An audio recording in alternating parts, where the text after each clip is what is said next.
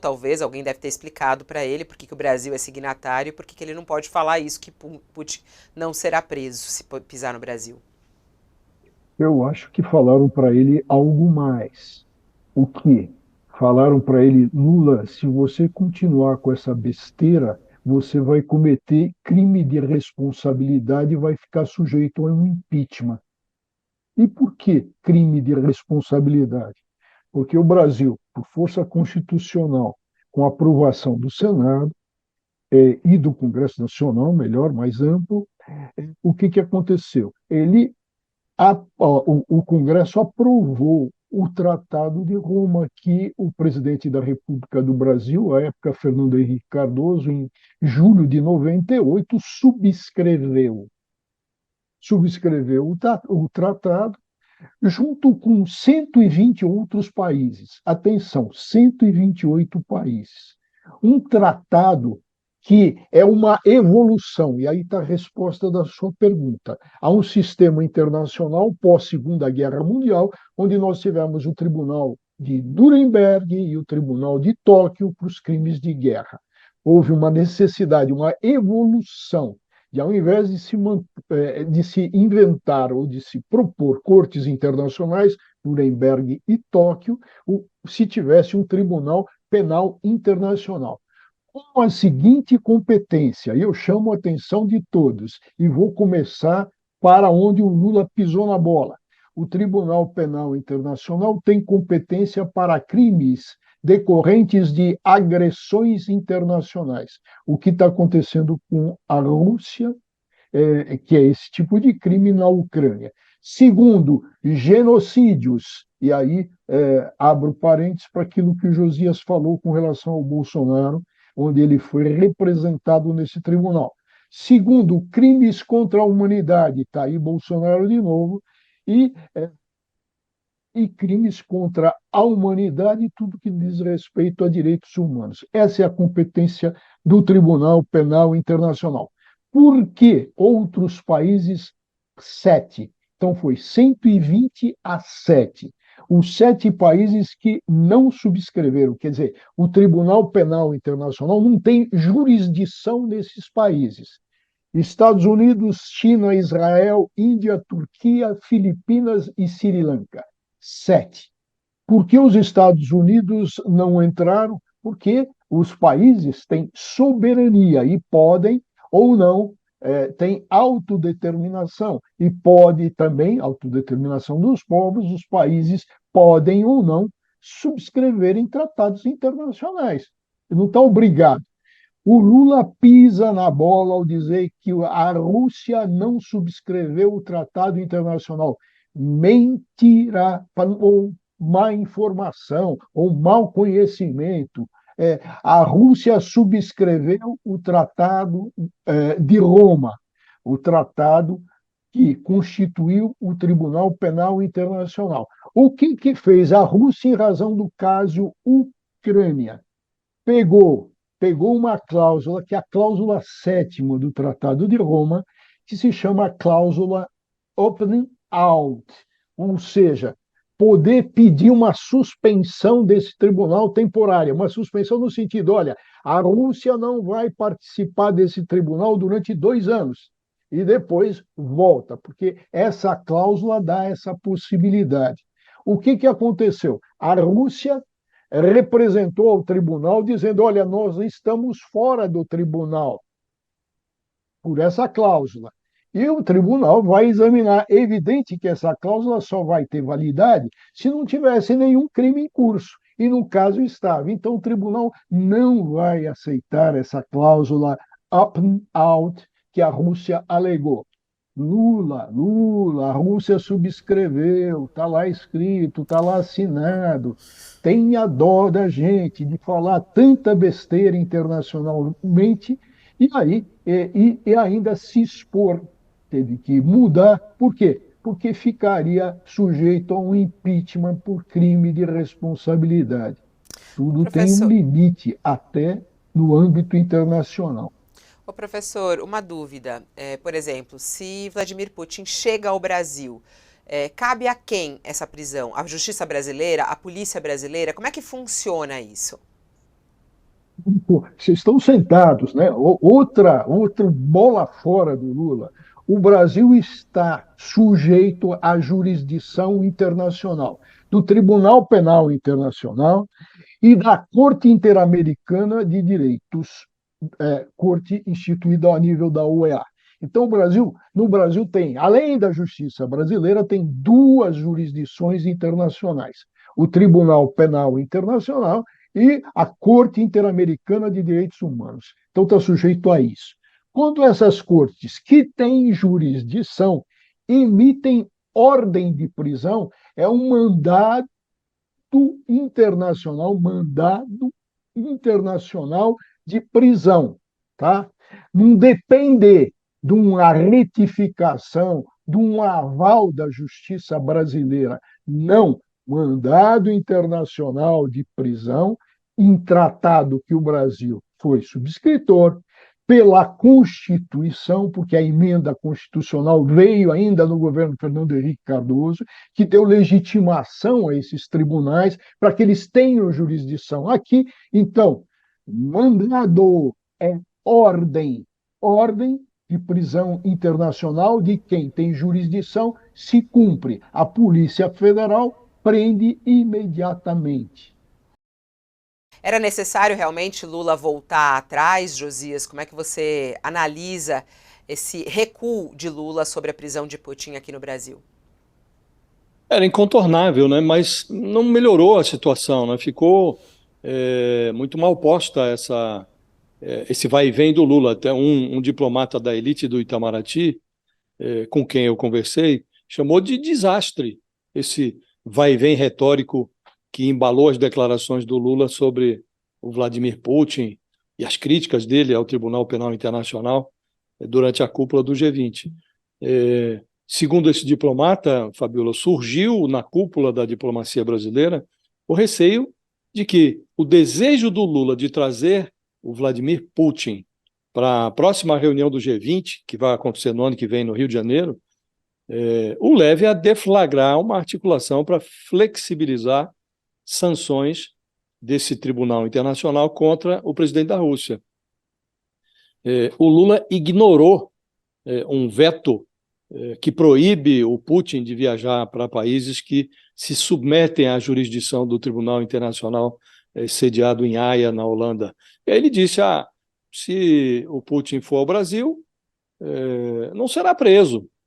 Depois, informado de que a sua declaração flerta com a ilegalidade, ele dá um passo atrás para dizer que caberia à justiça decidir sobre uma eventual prisão do Putin. Ocorre que ele também declarou que vai estudar com muito cuidado a participação do Brasil nesse Tribunal Penal Internacional, até porque, segundo ele, os Estados Unidos não são signatários, a Rússia não é signatária. Então ele quer saber por que o Brasil é signatário de uma coisa que não tem a participação dos Estados Unidos. Como se tudo que fosse bom para os Estados Unidos fosse bom também para o Brasil. Isso era uma tese antiga, de tempos outros, que não ornam com a modernidade das relações internacionais. E o Lula, ele precisa se informar de fato, ele está muito mal informado, ele precisa verificar que o Brasil se submete à jurisdição do Tribunal Internacional, que ratificou o Estatuto de Roma, depois de muitos anos de negociação, esse estatuto que estabelece as regras de funcionamento do Tribunal Penal Internacional, esse estatuto foi ratificado pelo Congresso Brasileiro, portanto, se tornou parte do nosso ordenamento jurídico. Então, não dá para o presidente sair dando declarações que ignoram a realidade fática. Isso é um fato. O Brasil segue a jurisdição do Tribunal Internacional e as sanções impostas ao Putin são absolutamente legítimas, porque ele foi acusado de cometer crimes de guerra e foi punido por isso. Cometeu atrocidades na Ucrânia. Então, Fabiola, não ficou bem e a impressão que vigora no Itamaraty hoje, de acordo com essa conversa que tive com um diplomata que tem muito relevo no Ministério de Relações Exteriores, o receio é de que o Lula, com esse desejo de incluir o Putin nessa mesa do G20 no Rio de Janeiro, no ano que vem, que ele realmente tome a iniciativa de articular a flexibilização das punições impostas ao Putin, o que seria um desastre diplomático, seria tudo isso para ter o Putin no Brasil. Quer dizer, o Lula inaugurou uma fase que ele pretendia transformar no principal motor da sua política internacional, que é essa presidência do G20, a presidência temporária do G20, que hoje é dele, é do Brasil. Agora, inaugurar essa presidência com um debate inócuo sobre Vladimir Putin realmente desmerece o resultado da reunião que ocorreu em Nova Delhi, na Índia, Fabiola. Nessa fala de Lula, ele acrescenta também, eu nem sabia da existência desse tribunal, ele fala que, e queria saber por que os Estados Unidos não são signatários, né? Eu queria até passar essa bola aí para o professor Walter Mairovitch. Se me permite, Fabiola, antes de passar para o doutor Walter, há um detalhe que torna mais grave esse equívoco do Lula, né? Há ações correndo no Tribunal Penal Internacional contra o Bolsonaro, por conta da atuação desastrosa do Bolsonaro na pandemia, e noutra ação ele é acusado de genocídio contra os Yanomami. E o Brasil será, se essas denúncias contra o Bolsonaro são aceitas, o Brasil será chamado a se manifestar. Com que autoridade o governo Lula se manifestará nessas ações contra o Bolsonaro, se ele desqualifica o tribunal? Não foi bem o Lula, Fabiola. Ainda fico nesse tom político, Mônica, queria te ouvir. Até hoje a reportagem do jornal Folha de São Paulo, que está como manchete, até fala sobre isso, que essa delação pressiona o Ministério Público e gera um receio aí de um efeito cascata. Augusto Aras foi às redes sociais no final de semana e até escreveu lá no Twitter dele de que a PGR não aceita delações conduzidas pela Polícia Federal, como aquelas de Antônio Palocci e Sérgio Cabral, por exemplo. E ele diz: a Procuradoria-Geral da República não é Augusto Aras, é da República Federativa do Brasil e é pautada pela Constituição, é o que diz Augusto Aras. O que significa essa delação de Mauro Cid, Mônica, e o que pode acontecer, né? Que efeito cascata é esse? Eu acho que tem algumas diferenças entre o que aconteceu com o Lula. Quer dizer, o José coloca que o Lula pode estimular essa reação, né, para que os bolsonaristas imitem o que os petistas fizeram. Mas eu acho que tem algumas diferenças um pouco cruciais, assim, que são as seguintes. Por que eu acho que essa reação deles vai morrer na praia? Porque quando você teve a Lava Jato, o Lula estava em primeira instância e segunda instância, o Supremo corroborou muitas vezes a Lava Jato, mas a partir de um certo momento passou a haver um racha no Supremo, né? E existia a possibilidade de cortes superiores anularem tudo, como fizeram, né, do que aconteceu embaixo, na 13ª Vara, no Tribunal Regional Federal da 4ª Região, porque passou a ter um racha e muitos dos ministros mudaram de posição ou passaram a ver com péssimos olhos a Lava Jato. Depois da Vaza Jato, depois do governo Bolsonaro, né, que os colocou sob uma pressão que nunca eles tinham vivido. Então, isso foi mudando o entendimento e foi mudando a disposição do Supremo Tribunal Federal em relação aos processos do Lula. Eu não vejo nenhum racha no Supremo Federal hoje, né? O que eu vejo são ministros indicados pelo Bolsonaro também quietos, né, sem falar nada sobre essas questões, que poderiam ser alguma ilegalidade cometida pelo ministro Alexandre de Moraes. Não, eu vejo o Supremo bem unido em torno do ministro Alexandre de Moraes. Portanto, o Supremo é quem tem a palavra final do que o Supremo está fazendo. Então, eu acho muito difícil que haja algum tipo de reversão. Muitas pessoas questionam, mas o Supremo, o ministro Alexandre de Moraes está fazendo a mesma coisa que o Sérgio Moro. Seria uma longa discussão aqui, eu acho que há muitas diferenças, inclusive entre os investigados, mas fato é que quem tem a palavra final sobre o que ele faz é ele. Então, dificilmente ele vai ser desautorizado pelo Supremo e dificilmente se vai reverter os resultados dessa delação. Uma outra coisa, ô Josias, que eu queria compartilhar aqui com vocês, um pensamento, que é o seguinte: o Lula, a esquerda, eles se organizam, os interesses da esquerda se organizam, ou o que ela representa, os interesses que ela representa, ao fim e ao cabo, se organizam em torno do Lula de uma maneira histórica muito forte e continuaram estruturados em torno do Lula. O Bolsonaro, na verdade, ele tinha como sustentação um partido militar que o abandonou claramente, né?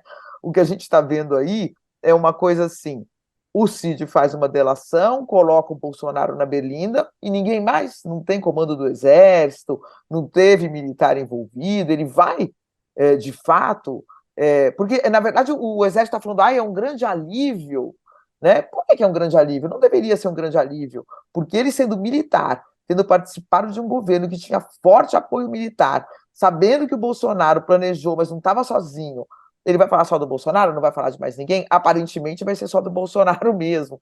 Daí o alívio, né? Mas isso mostra que o partido militar, entre aspas, abandonou o Bolsonaro. Isso eu ouvi de uma pessoa que estuda ali a defesa do Bolsonaro, falou, a partir desse momento que os militares meio que lavaram as mãos, a situação dele ficou muito difícil. Coisa que não aconteceu com o Lula, né? A esquerda ficou com o Lula o tempo todo, personagens mundiais vinham, visitavam o ex-presidente na prisão, né, mandavam mensagem, o Papa mandou mensagem ao Lula, o Papa recebeu advogados ligados ao Lula, recebeu o livro do Lawfare, falou do Lawfare. Não vejo nada parecido acontecendo no caso Bolsonaro, e com essa grande desvantagem de o Supremo ter a palavra final sobre o que ele, Supremo, está fazendo. Sua expectativa para isso? O que pode acontecer com Bolsonaro ou não, com o próprio Mauro Cid? Você vê com bons olhos essa delação ou não? Essa delação, Fabiola, ela estava sendo ensaiada, né? E o Bolsonaro fez alguns comentários que deixaram o Mauro Cid muito irritado, e esse ex-ajudante de ordens do Bolsonaro, ele explodiu de vez quando o pai foi envolvido na investigação, né? Então, armou-se um cenário que levou à delação. E, como toda delação, a perspectiva é de que surjam provas. E, neste caso específico, o Mauro Cid, ele, durante os 4 anos da presidência do Bolsonaro, ele foi à sombra do Bolsonaro, ele esteve do lado do Bolsonaro, ele extrapolou das atribuições de um ajudante de ordens, ele cumpriu ordens ilegais. A gente já ouviu generais aqui, o próprio general Santos Cruz, ele diz que o militar não é obrigado a cumprir ordem ilegal, mas o Mauro Cid cumpriu ordens ilegais. E ele agora já havia evoluído para a condição de confessor, estava confessando alguns dos seus crimes.